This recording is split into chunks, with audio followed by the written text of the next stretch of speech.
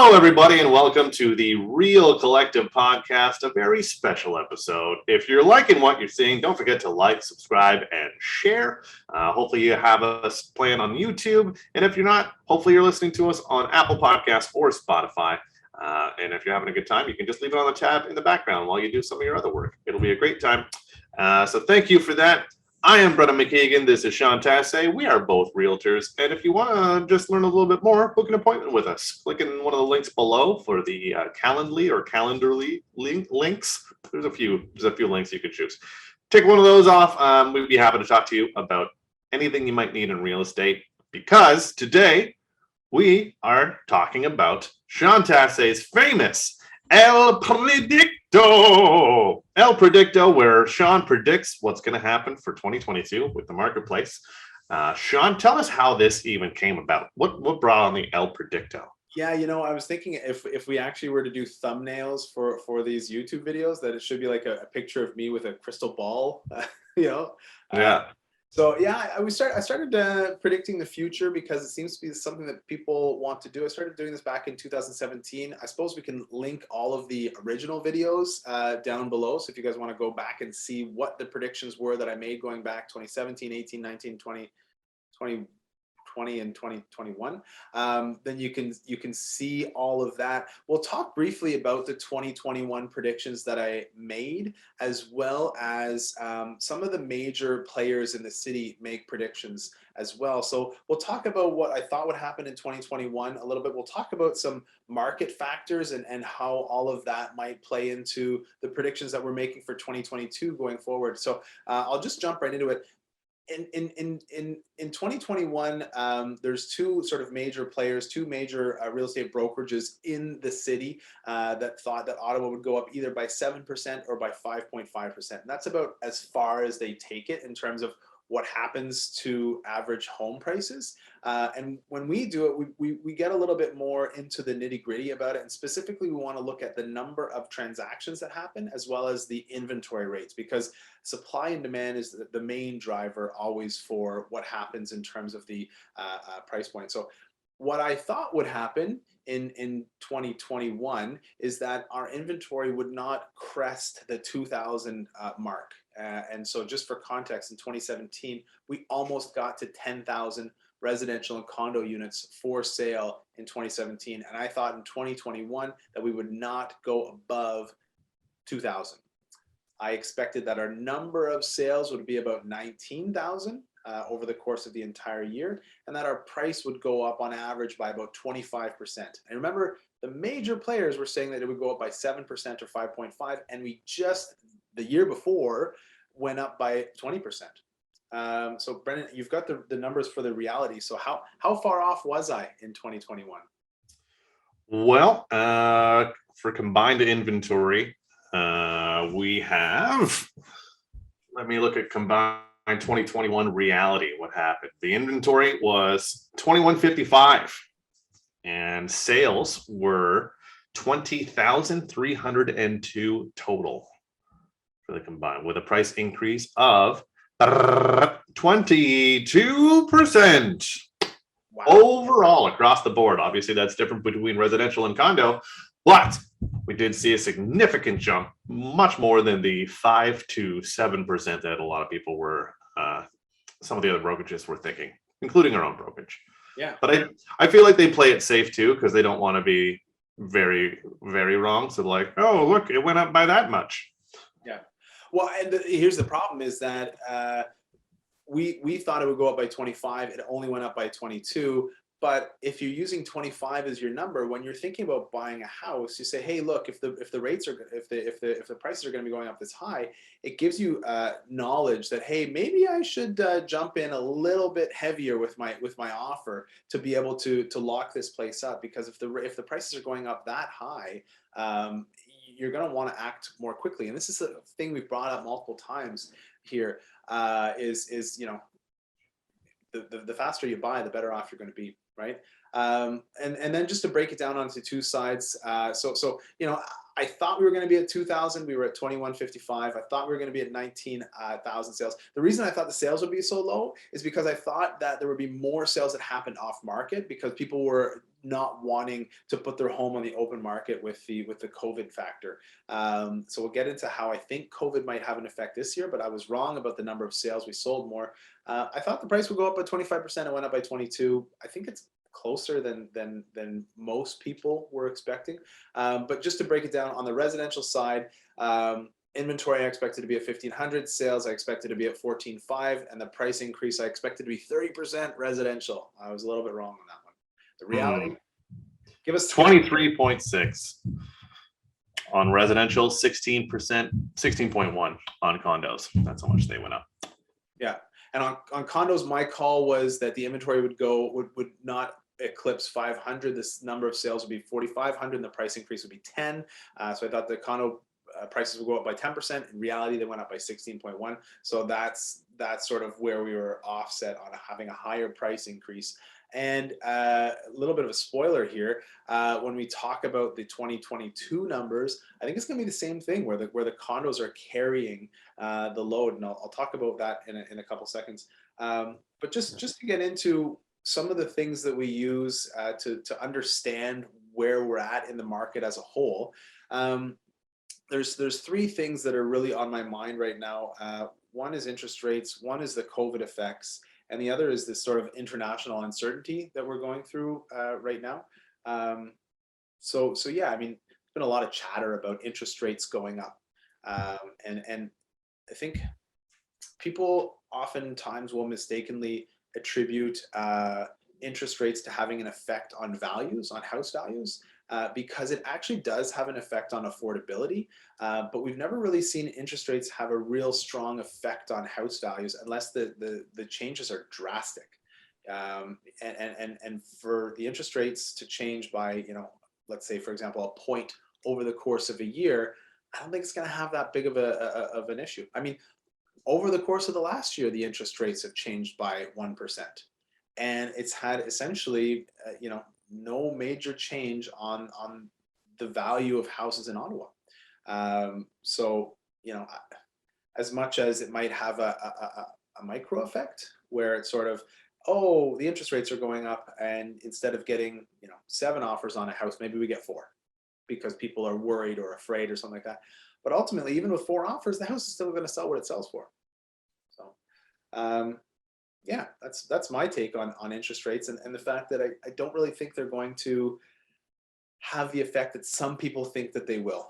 But been wrong before. Well, I think a lot of people who maybe don't follow real estate on a regular basis and just kind of see stuff that's posted in the news of like, this house went for this much over asking, without looking into like, okay, well, what was the asking price? Was it $1? Was it 200,000 because they just decided to put it up at 200,000 and get as many offers as possible? Like, so people get hung up on that, and there's still people who are like, well, I'm going to wait for the bubble to burst. And like, there's no bubble.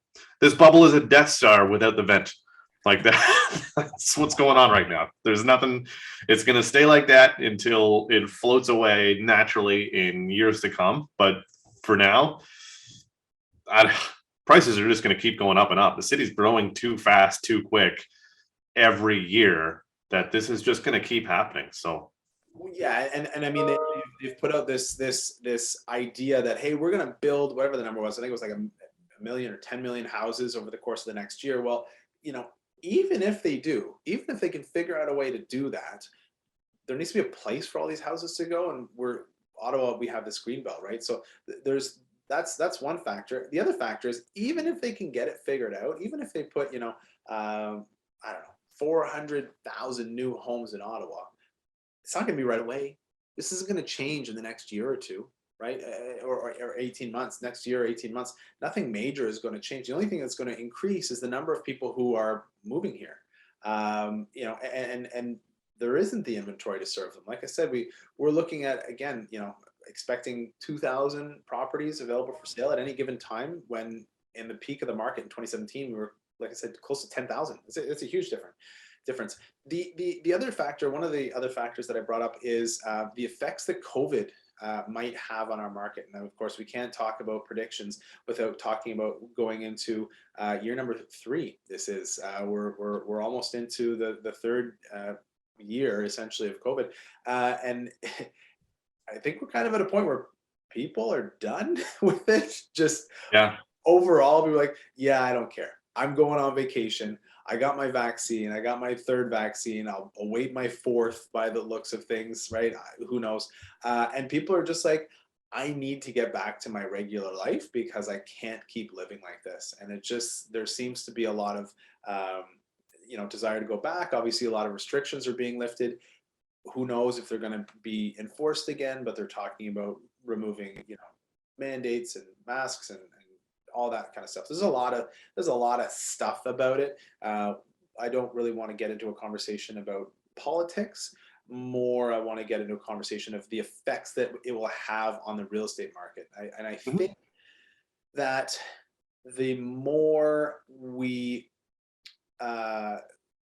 see sort of a return to normal, we'll see a return to normal in terms of the typical cycles that we see in real estate in Ottawa. So, a busier spring market, a slowdown in the summertime when people are doing more traveling and vacationing, a bit of a pickup in the fall, and then a drop down in the winter.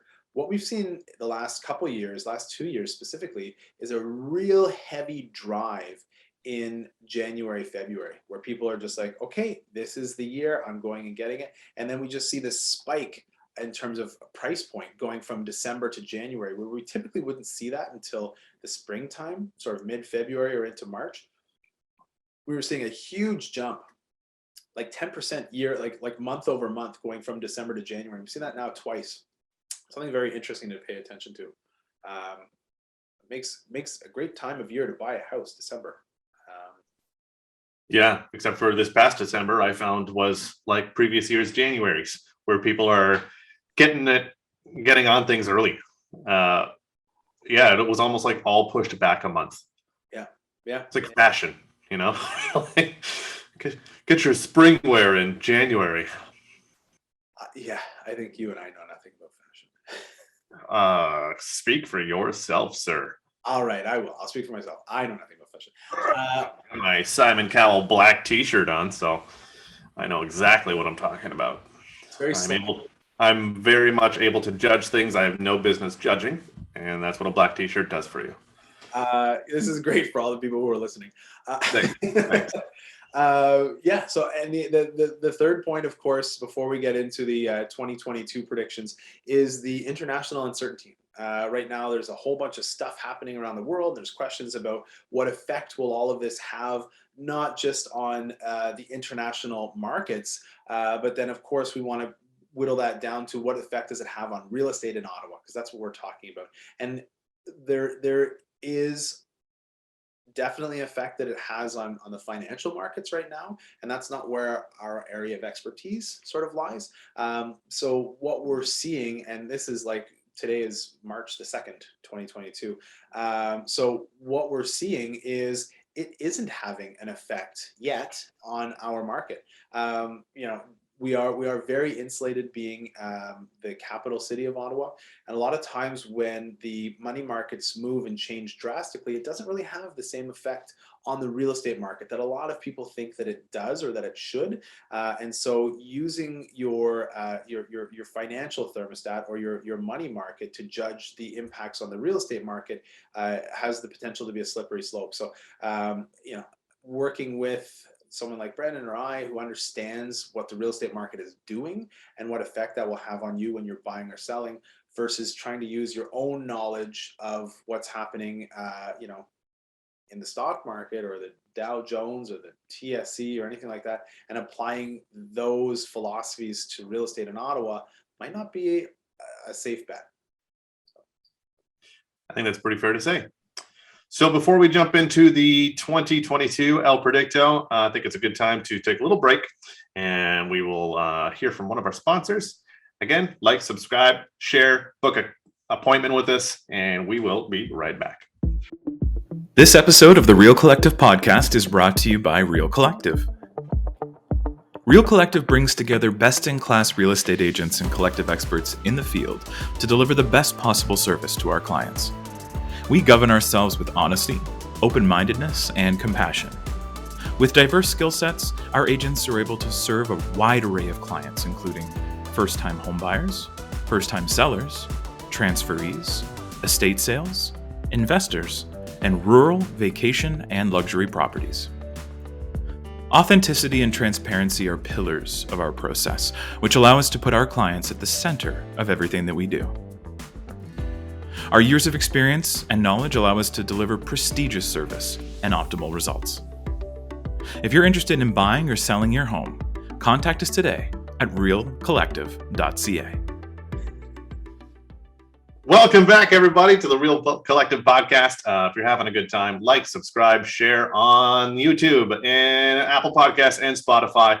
If you want to talk to us about your own real estate needs in Ottawa, book an appointment with us in the link below, and we'd be happy to talk to you. You can book with either one of us. So that being said, we last spoke about the 2022 El Predicto. So we're going to get into it now. We've covered 2021, what your predictions were, what actually happened, forces that were driving it. Now we're going to get into 2022 and see what we think is going to happen this year. Sean? Yeah, so this year, another exciting, likely record-breaking year for real estate in Ottawa. Again, we talked about the factors that are going into it: interest rates, COVID effects, international uncertainty. All of that is pointing towards a supply that is going to remain low. So again, I don't think that we're going to have more than 2,000 properties for sale in any given month, and that will likely be in the late spring, early summer. So, in the 1900s is my guess. I also think that sales will go up, even though we don't have a lot to choose from. There are still a lot of people who are needing to move. So last year we sold 20,302. I believe this year we're going to sell 21,000 properties in Ottawa. And I believe that the price increase will go up by 14%. Some of the major players in the city are expecting the price rate to go up by 5% or by 9%. I think it will be more. I just don't see any way to solve the issue about inventory. There's a ton of demand, which is represented in the 21,000 houses that I expect to be sold, and there is no supply, represented by the 2,000 or less properties that will be available for sale every month. Just for a point of origin for that, at the end of February, we had about 908 properties available for sale, both residential and condo inside Ottawa. And when I say inside Ottawa, I mean from Deep River to Cornwall. So that's not a lot to choose from, okay? I do expect a bit of a change to happen in terms of the condos. I expect the condos to outperform the residential properties this year. This is the first time that I've ever thought that the condos would do better than the residential. I think the residential prices have gone up so far and so fast that they're getting to a point where they just might not make sense anymore. They'll still go up. I expect they're going to go up by about 12% this year on the residential side, but the condo side I see as having the biggest potential for a swing. First of all, the price points of condos are a lot less. So a bit of an increase on a condo has a bigger impact. Versus if a residential property is average price at $720, you'd need to go up by $72,000 to go up by 10%. If a condo average price is, I think it's like $400, you'd have to go up by only $40,000 to have an increase of 10%. So I think we're going to see condos go up in percentage increase higher. And I think another big reason is the condo townhouse, I think, is going to be the major driver for that. And the reason is that is now the entry level purchase. It used to be that you could go in and buy a townhouse as your first home. I think that as a first home, the townhouses that are $650 to $750 are almost getting out of reach for a lot of first-time home buyers. And those condo towns that are selling in the $450, $500 price points, even though they have the condo fees associated to them, they're a lot more accessible for that first-time home buyer. So I think the condo price increase will be about 18%, the residential price increase will be about 12%, and the overall combined increase will be about 14%. Of course, condos typically only account for about 25% of the sales that we have every year. versus residential, which accounts normally for 75%. So that's my thought about what will happen. And then Brendan, you work with a lot of people who are both buying and selling. What are you seeing on the ground? What are you seeing on the ground? Thanks, Sean. Down here, we've got a lot of people unsure of where to go. What I am seeing is people expanding their parameters. So people who are saying we want to live within the green belt are now saying, hey, maybe Carlton Place or Russell or Cumberland or anything like that that's further out is not such a bad idea to get the home that we want.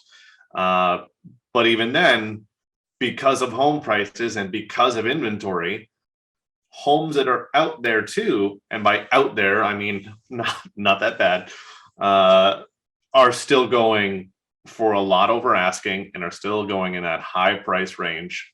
So yeah, when you do get first time home buyers, a lot of them are looking at condos. Condo towns, I don't know that there's enough of them to kind of help with that. So I do think, yeah, you're going to see that increase because there's not a lot of condo towns to begin with, especially condo towns with garages, where you get like that. If you think of like what a townhouse is, it's townhouse, garage, it's attached, that kind of thing. There's not a lot of condo towns like that. There are condo townhomes that, have all in a row with no garage and a parking lot or whatever you want to call it, parking spaces, so all lined up at one place, which is the definition of a parking lot. You know what I mean? Like sometimes it's right in front of the unit, and sometimes you have to like walk around to go in front. That's more what I mean. So parking convenience could be a thing. So yeah, I think you're getting a lot of buyer fatigue, and the buyers that are going to be successful are the ones that are willing to pay more now, so that by the time they move in, it's already recouped a lot of that. I mean, I had that this year already in January. Sold a townhome in Orleans, and she bought it, and we made a preemptive offer, and we got it. And now at that price point, you cannot get any townhome in Orleans, any townhome, regardless of the work that needs to be done. So like it's jumped up that much. And I'm like, hey, remember how you thought you overpaid? You've made it up and you haven't even moved in yet. She doesn't move in until mid-March. So for whenever this airs, but it gives you an idea that in a couple of months, 2.5 months, she's already recouped that. So if you're thinking that the home prices are too much now, especially on the buyer side of things, which is more where I'm focused, yeah, you just got to kind of prepare yourself to pay more now to make it up, because you will.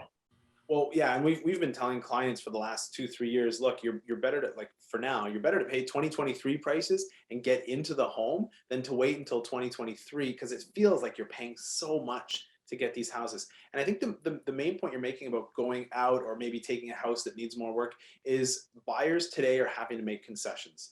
And whether that's a concession about the condition of the home, the location of the home, or the price that they have to pay to get that home, there has to be some sort of concession made. And if you're not willing to make that concession, you're not going to get a house. If you're not going to make a house, the concession that you're going to have to make in a year is going to be even worse than what you were thinking you'd have to make now, right? So I think it's tough for sure for buyers. It's possible. You bought one, I think it was last week, that was a win. Like the price point paid for a single house, in Orleans. I think you bought another one there for like $660 a single, versus a townhouse for $650. Like that's a huge win for those buyers. And so having somebody guide you through exactly what to do and how to play it and where to get it. That's why on the team, in the collective, we've got specialists, right? Being a buyer specialist is a bit different than being a listing specialist, right? Being a buyer specialist, you're trying to go and grab that deal and scoop it up real quick and use time as your weapon. And as a listing specialist, on the other side of the coin, I'm trying to drag it out for as long as I can to maximize exposure and get as much as we can for the property.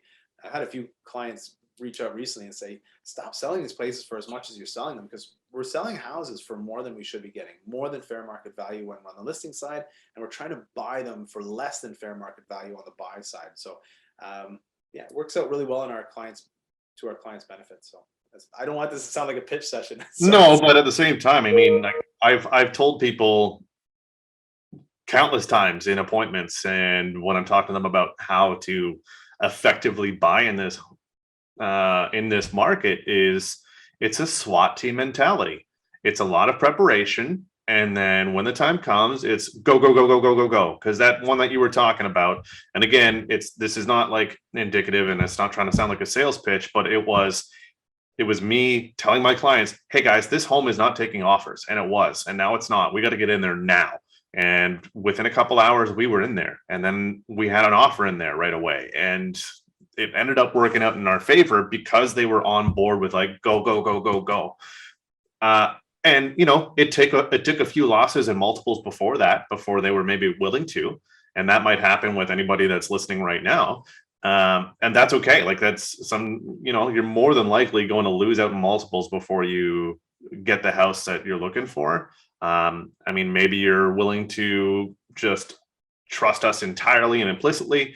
Whether or not you value a house at what we say it's going to sell for, those are two different things. We don't value the house. We tell you what we think it's going to sell for. And if you think that matches with what you're willing to pay for a house, great. And if not, then we move on. So yeah, I think it just comes to just being ready and ready to go. And that's pretty much all you can do, and just have some faith in your realtor, whomever they may be. If it's not us, that's okay. It's probably better if it is, though. Got to pepper in a little bit of a pitch there, but yeah, man, like it's tough. It's tough. But if you've got somebody that's working for you, to look out for you, to look into those things for you, to check into your search portals and tell you what's going on, and constantly be a little bit on you, so to speak. I sort of think of it as like a personal trainer trying to get you to keep working out when you're sort of done. But like, hey man, do you want to gain, property instead of muscles? Sure, let's go with that. So there's still the potential in there. Obviously, some people are buying these. Somebody is buying all of these houses. So what we're trying to do is get you the house that you want without spending more than you have to. Bingo. Yeah. Bingo. Cool. All right. Well, that is the El Predicto for 2022. Thank you, Sean, for putting all of that together. It's I'll be interested to see what actually happens. Yeah. Well, I mean, you're pretty bang on, like all things considered, with your 2021 predictions. So not bad, man. Not bad at all. Well, I've been good at it, so that's why I say check the description. You can look back to 2017. The numbers that I'm spitting out are more in line with the reality that actually happens than a lot of these sort of major players, the stuff that they put out. So toot. That's my toot. RealCollective.ca is where you can find both of us on there, or you can type our name into social media and find us both. And if you're having a good time, don't forget to like, subscribe, and share. If you have us on YouTube, please do that. You can, if you're downloading us on Apple Podcasts or Spotify, maybe just share the link on your Facebook page or something. Tell people you're having a good time with it.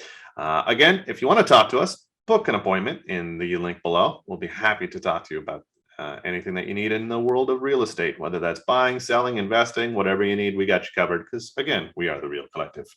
I am Brendan McKeigan. With me as always, Sean Tassé. Thanks very much, guys. We'll see you on the next one. Wait, no, we will keep it real. Collective.